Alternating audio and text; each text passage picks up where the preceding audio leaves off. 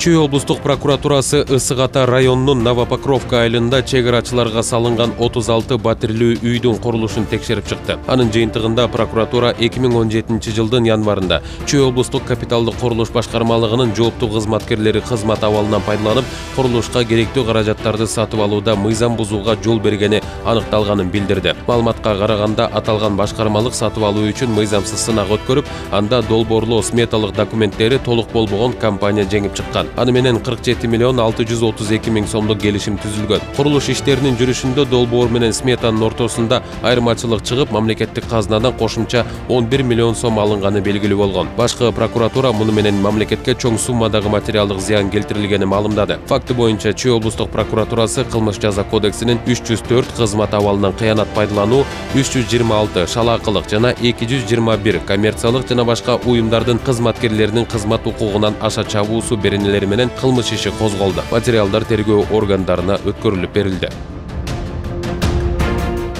Бурулай Турдалы кыздын өлүмүнө шектүү 29 жаштагы жигит номер 1 тергөө абагында которулат. Бул тууралуу Чүй облустук ички иштер башкармалыгынын басма сөз кызматы билдирди. Маалым болгондой, шектүү ооруканадан чыккан.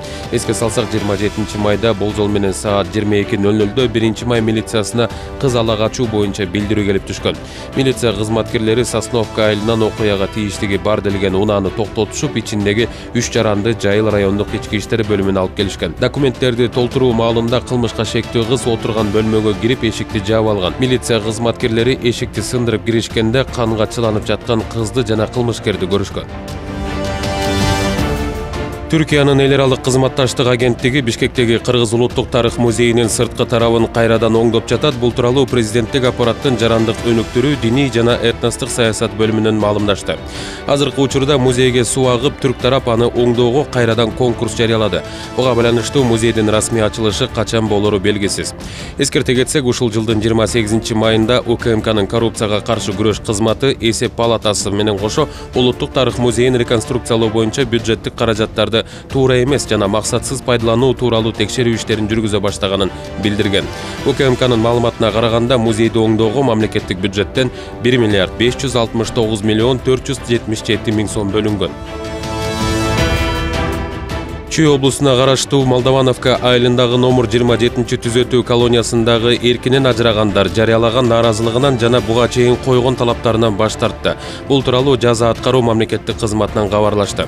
Өткөн жума күнү аталган колониядан 59 киши ачкачылык жарыялап, алардын ичинен 10-у оозун тигип алган. Эркинен ажырагандар аларды кармоо режимин өзгөртүүнү талап кылышкан, ошондой эле камеранын шарты менен мекеменин айрым кызматкерлерине арызданган. Кечээ болжол менен саат 21:15 чамасында алар кармаган ачкачылыктан баш тартып, тамак иче башташты. Биздин психологдор алар менен иш алып барууда деп айтышты жаза аткаруу мамлекеттик кызматынан. Жалал Абад облусуна караштуу Аксы районундагы Авлетим Токой чарбасына 10 марал жеткирилет. Бул туурасында Айлана чөйрөнү коргоо жана Токой чарбасы боюнча мамлекеттик агенттиктин маалымат кызматынан кабарлашты. Билдирүүгө ылайык жаныбарларды алып келүү, маралдарды Батыш Ченшанга реинтродукциялоо долбоорунун алкагында ишке ашууда. Агенттиктин жетекчиси Абдыкалык Рустамов башында турган жумушчу топ Нарындагы мамлекеттик корукта болуп келди. Маралдарды жеткирүү маселеси жеринде талкууланды деп айтылат маалыматта. Мындан тышкары жолугушууда жер которо турган жаныбарлардын жашы, эркек ургаачысы жана саны такталып, аларды кармоо, ташуу жолу сүйлөшүлдү. Натыйжада маралдарды Аксы жергесине 20-июнга чейин жеткирүү макулдашылган. Манас эл аралык аэропорту жергиликтүү транспорттук компаниялардын бири менен биргеликте Бишкек шаарына чаккан автобустарды каттата баштады. Бул тууралуу аэропорттун маалымат кызматынан кабарлашты. Билдирмеге караганда, кичи автобустар жарым саат сайын 2 багытта каттайт. Биринчиси Түштүк экспресс Манас аэропортунан 12 кичи районго чейин. Экинчиси Чыгыш экспресс Манас аэропортунан Көкжар жаңы конушуна чейин. Каттамды эл аралык стандартка жооп берген жабдуулар менен камсыздалган Mercedes-Benz Sprinter унаалар аткарат. Жол кире бир кишиге 120 сом. Ошондой эле жакын арада Манас аэропортунан Ысык Көл облусунун Боз Тери айылына чейин автобус жүргүзүү пландалып жатат. Ташкентте укук коргоо кызматкерлери мажбурлап көчө тазалоо иштерине тартылып жатканын айтып даттанышууда. Милиционерлердин айтымында алар бир айдан бери көчө шыпырып калааны иретке келтирүү менен алектенип жатышат. Бул тууралуу Өзбек маалымат кызматтары кабарлады. Азаттыктын Өзбек кызматы билдиргендей, мажбурлап көчө тазалатуу иштерине 40 жашка чейинки кызматкерлер тартылууда. Ар нөөмөттө 30 кишинин 10-у тазалык иштерине жөнөтүлүүдө. Бул үчүн алар жарандык кийим кийүүгө милдеттүү. Колубузга күрөк жана кетмен карматышат, отоо чөптөрдү жана куурап калган дарактарды кыябыз, гараждарды талкалайбыз. Кимге даттанарыбызды билбейбиз, дейт атын атагысы келбеген милиция кызматкери.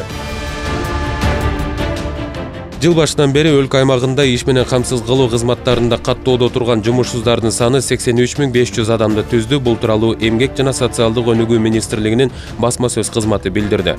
Маалыматка ылайык катталгандардын ичинен расмий жумушсуз макамы барлар 61.800 кишини түзөт. Билдирүүгө таянсак, өлкөдө экономикалык активдүү калктын саны 2.547.000 киши.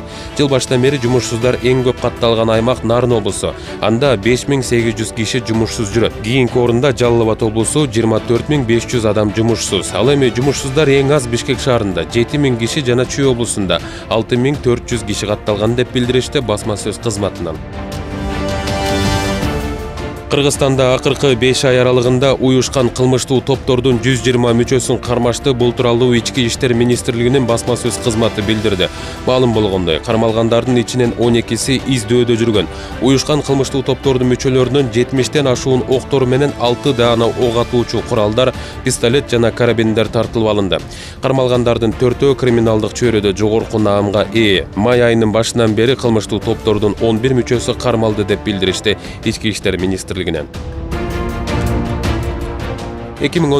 жылдын 14-15 июнь күндөрү туруксуз аба ырайы күтүлөт. Бул туурасында өзгөчө кырдаалдар министрлигинин басма сөз кызматы билдирди. Көпчүлүк аймактарда мезгил менен жаан жаап, күн күркүрөшү, бийик тоолуу райондордо кар жаашы. Ош, Жалал Абад, Баткен, Нарын, Ысык көл облустарынын дыйканчылык аймактарында, Чүй, Талас облустарынын тоо этектеринде жана тоолуу райондорунда жаан-чачын катуу жаашы күтүлөт. Батыштан соккон шамалдын ылдамдыгы секундасына 4-9 метрден 15-20 метрге жетиши күтүлөт.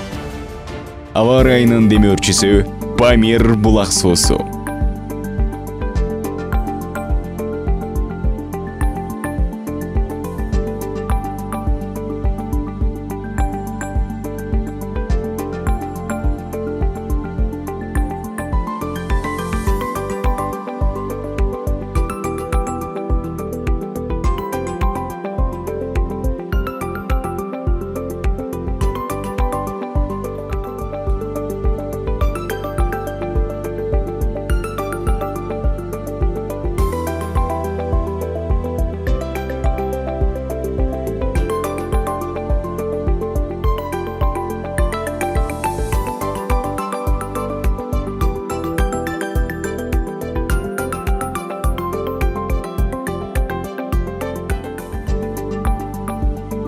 Аба ырайынын демөөрчүсү Памир булак суусу.